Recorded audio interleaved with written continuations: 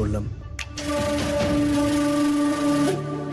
আজ পর্যন্ত এই বাড়িতে আমি সম্মানের সাথে মাথা উঁচু করে চলেছি। কারোর আজ পর্যন্ত এত সাহস হয়নি যে নিজের জায়গা ভুলে গিয়ে আমাকে অপমান করবে।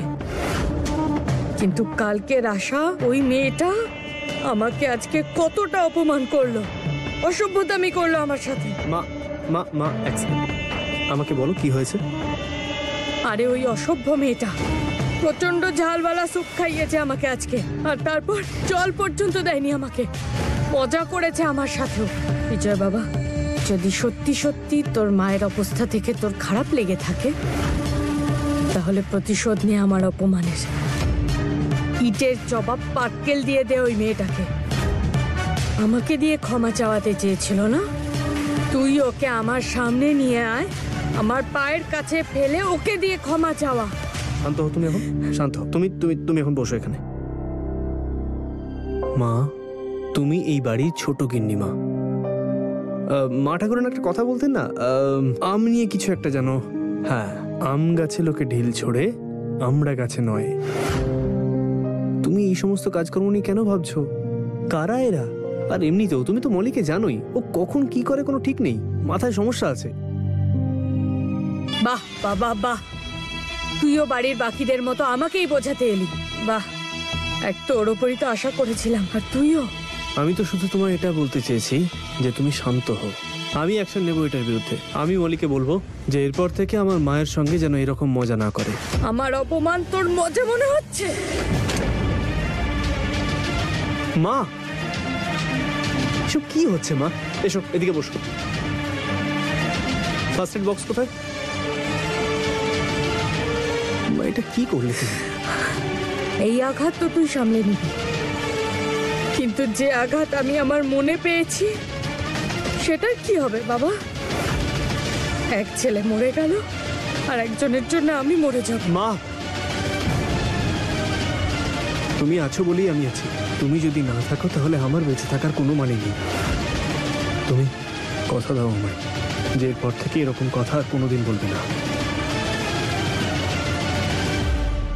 আমি তোর কথা তখন শুনবো যখন তুই আমার কথা শুনবি। আমি আমার প্রতিশোধ নিতে চাই বিজয় বাবা। ওই মেয়েটা যতক্ষণ না আমার পায়ের কাছে পড়ে নাক্ষর না দেবে ততক্ষণ আমার প্রতিশোধ পূর্ণ হবে না।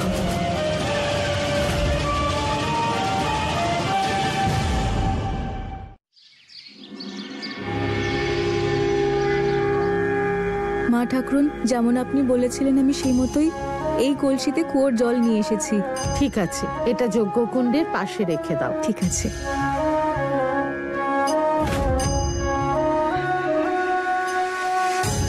ঠাকুরমশাই ঘন্টাখানেকের মধ্যেই চলে আসবেন। পুজোর পরে তোমার ব্রত পূর্ণ হবে। পুজোর সব জিনিস তো এসে গেছে, শুধু কাউকে পাঠিয়ে একটু ফুল আর তুলসী পাতা আনিয়ে নাও। আমি চাই যেন কোনো খামতি না থাকে। মা ঠাকুরন, বাকি সবকিছু তো হয়ে যাবে, কিন্তু এটাই বুঝতে পারছি না যে তারা বৌদি যদি পুজোর ব্যাপারে কিছু জিজ্ঞেস করে তখন কি বলবো? ওকে বলবে যে এই পুজোটা আমরা ফুল বৌমার জন্য করছি না, সংসারে শান্তির জন্য করছি। আসছি আমি, আমার ওষুধ খাওয়ার সময় হয়ে গেছে। আমি আপনার জন্য জল নিয়ে আসছি। ঠিক আছে।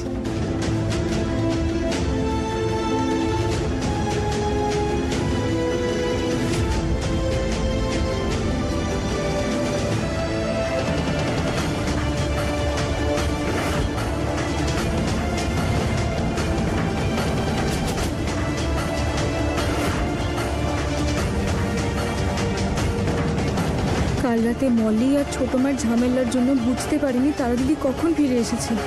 ক্যামেরাটা এখনো তারা দিদি পার্সেই লেগে আছে হয়তো। আমাকে ওই ক্যামেরাটা পার্স থেকে যেভাবেই হোক নিয়ে আসতে হবে।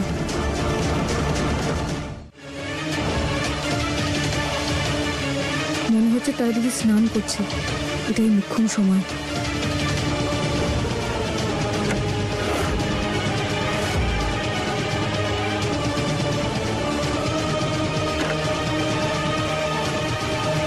তারা দিদির সত্যিটা জানার জন্য একটা রাস্তা তো বের করেই ফেলেছি। এবার শুধু এই ক্যামেরাটাকে শোভনবাবুর ল্যাপটপে লাগিয়ে দেখতে হবে এতে যা কিছু রয়েছে, তারপর সব পরিষ্কার হয়ে যাবে যে ওই নার্সের নিখোঁজ হওয়ার পেছনে তারা দিদির কোনো ভূমিকা আছে না নেই।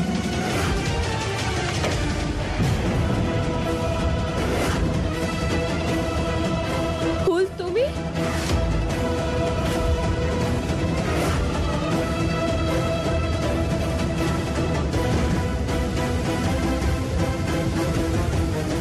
আমার ঘরে এরকম চোরের মতো চুপি চুপি ঢুকে কি করছো তুমি?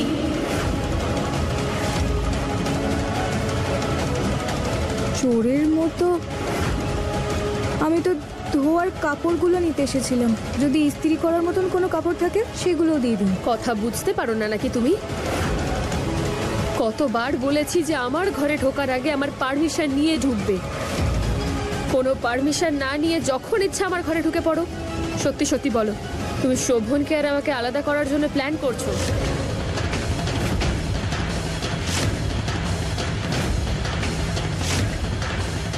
তারা দিদি, আপনি ভুল ভাবছেন আমায়। আমি কোনো ভুল ভাবছি না।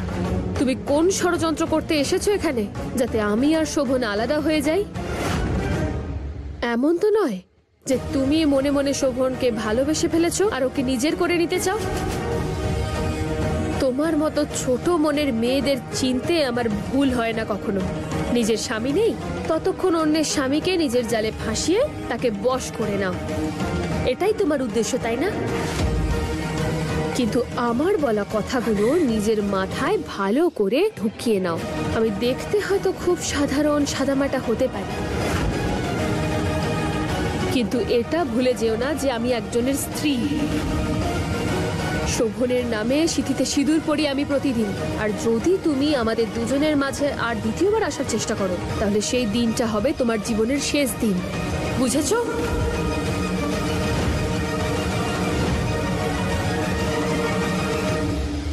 তারা দিদি, আপনি বিনা কারণেই এমন চিন্তা করছেন। আমার ছোটবেলা থেকে একটা অভ্যেস আছে, যেটা আমার নিজের হয় আমি শুধুমাত্র সেটাকেই আগলে রাখি। আর তার জন্য আমাকে যাই করতে হোক না কেন, আমি তার সব কিছু করতে রাজি।